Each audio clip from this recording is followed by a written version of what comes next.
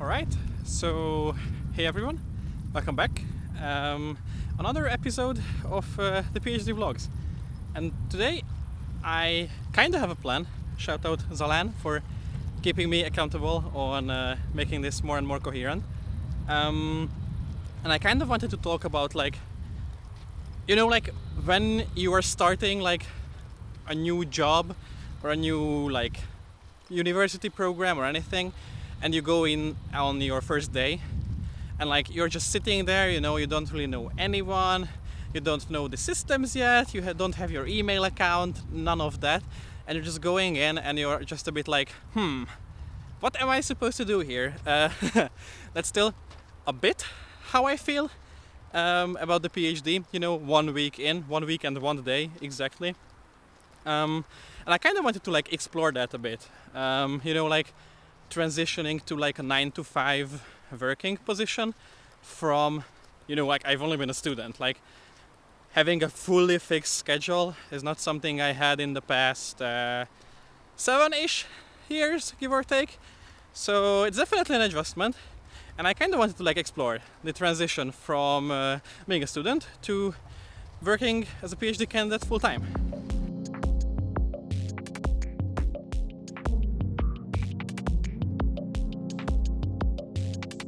So I kind of wanted to do that in 2 segments. First, talk a bit about the work aspect, like how the work of a PhD is actually going. And then in the second half, I kind of want to talk about like the life aspect of transitioning to a 9-to-5, because it's also like a very non-trivial thing. I hope you can't hear the wind. Yeah, we'll see. This is the Netherlands after all.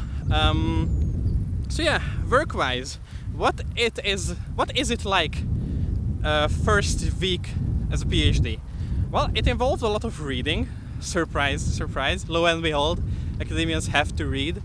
So it was a lot of like papers that I had to read. Mostly pretty fun ones, so it was pretty nice. And it also involved a surprising amount of administration. Like all the email accounts and calendars and getting everything to work together. So that was... we got that out of the way pretty quick. Like day 3, I had all of my emails up and running, which is super nice, and all the calendars synced up. On that side it was really nice. And where the reading came from, of course, I'm taking a course which was recommended by one of the professors at our department, that like, oh yeah, that's a really good course, you should take it. And then it is amazing because the course is really like a PhD course. So the difference is, between a PhD course and like a regular like undergrad course or master's course, is that in a PhD course they very much like focus on like the critical aspect. So like it's not like there is a teacher who teaches us something content wise. It's more like, here, read this paper and then dissect the implicit assumptions that the authors make, and like if they actually stand, if they are discussed properly. So it's more like training that critical eye. And the course itself is like super nice because basically these are just like really smart people who come and give us a lecture on how to think about the papers in their respective fields, which is incredibly cool. Like I feel very, very lucky to be able to do that and pick their brains on topics as such. So that's super cool. But like first week we got a pretty short notice on, oh yeah, we're actually taking this course. When is it? Day after tomorrow, and we have to read a bunch of papers. Like, okay. But we made it work, of course. It was very much worth it. A bit of extra push. I had to check if my little notes are flapping in the frame, but I don't think they are, which is great news. Yeah, that's enough behind the scenes. And with regards to the research itself, it's a research position, we are kind of like approaching the point where we have a better idea of what the research is gonna look like, and just like generally like what we want to do with the research itself and the company, which is super nice. Obviously, like it's week 1, so it's extremely malleable still, but it's infinitely better than like not knowing or not having a start. So I'm pretty happy about that. But I think that's enough work for a while. Because as it was the first week, I didn't have as much like work to do, but on the life side of the equation, this was my first week in 9-to-5, which sounds a bit silly saying it out loud, but like it actually was. I never had a job where I had to do 40 hours a week. I think the biggest thing for me is like I really enjoy the structure it gives. It kind of like forces my hand into, like thinking about my time a bit better. And that's really, really nice. I really enjoy that part. I'm also using my mornings much better, just like going on the nice walk as the sun is coming up. And that's already like a really nice experience. Like it's a good way to start the day. I sometimes bring a coffee with me, which is even nicer.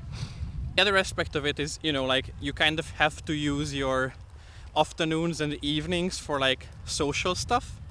And I went pretty ham last week. Like first week, 9 to 5, I filled my schedule up as much as I could. I did some really fun stuff though. So, like I went climbing with a friend.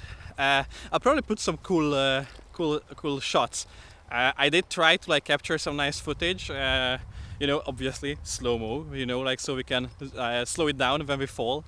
But also, just like it was a great time. It was very fun to like watch back all the tries that we had. I wasn't great. I haven't climbed in like a very long time, and even when I did, it wasn't super serious. But my friend was super nice, so I will put a clip of him being really cool about here. So it was a great time. They also had like a cool outside compartment to the climbing gym, so we could go outside and cool down a bit. So all in all, it was like a really good time. We also went to the beach. Speaking of the heat wave, so we debated like which beach to go to. Like this is the Netherlands, so you can find water within like throwing distance almost anywhere. So that's pretty chill. But we wanted to go to the sea, which restricts our options quite a bit. And then we didn't want to go to the main beach, the Scheveningen, which I cannot pronounce obviously because I wasn't born here, weren't born here. But so we wanted to go to the sea.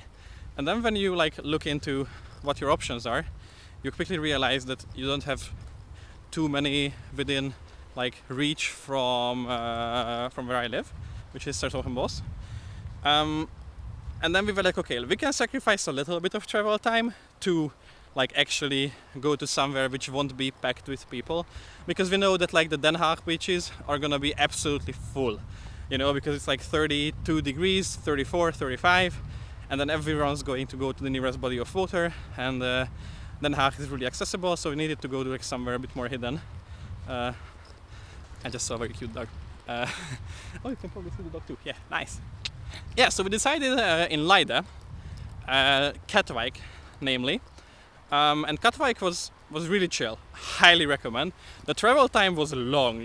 Like we had to take like an intercity, and then just sit on that for a pretty long time, and then a pretty long bus ride to just like line everything up, and then a short walk. But it was very much worth it. It was 10 out of 10 because like in the morning it was super foggy. I couldn't even see like outside my window. Like I couldn't see the tree across the street. Like it was ridiculously foggy early morning when we left. So people like realized a bit later that it is in fact gonna be a hot day. So we arrived in Leiden around like 10:30, and with that one we were basically like just in the company of a few German elderly people who were just hanging out there, super chill, until like 1 or 2 p.m. And that was just like an amazing time, like empty beach, super nice time, nice weather. We did a little picnic there. 10 out of 10, highly recommend. So yeah, that's the little trick. Let me put you on the little trick. Go to literally any other beach than Scheveningen, because it's worth it. It's very much worth it for it not to being that super crowded. Any other extracurriculars? Oh yeah, I also went to a HEMA practice this week, and here I want to clarify that HEMA is Historical European Martial Arts, not the huge household appliances or convenience store in the Netherlands. It makes it a bit difficult to find clubs in the Netherlands, because if you just search HEMA Netherlands, the store comes up because they are everywhere. But no, this is a cute club who are, practicing historical European martial arts, which basically means sword fighting. And it's an absolutely amazing time. I've been a huge fan of like knights and medieval times and all of the good stuff since I was a kid. So like when I found out through a friend of mine that you can actually like do this as an adult, as a sport, I was like, count me in. So it was absolutely amazing. It was very nice to like, it's Friday night and it's just a super nice way to like relax after the week, collecting a few bruises on your arm and such. So yeah, I think that was kind of like the conclusion on the life side. So far so good.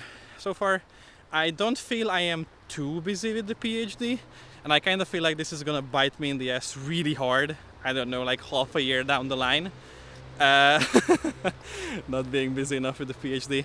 But hey, week 1 in the books, and yeah, I think I'll keep this coming because like I really enjoy like collecting little tidbits and thoughts to just like process and like talk about, and I do think it's gonna be extremely funny watching these watching these back sometime down the line. So yeah, stay tuned for the next one, and thank you very much for watching.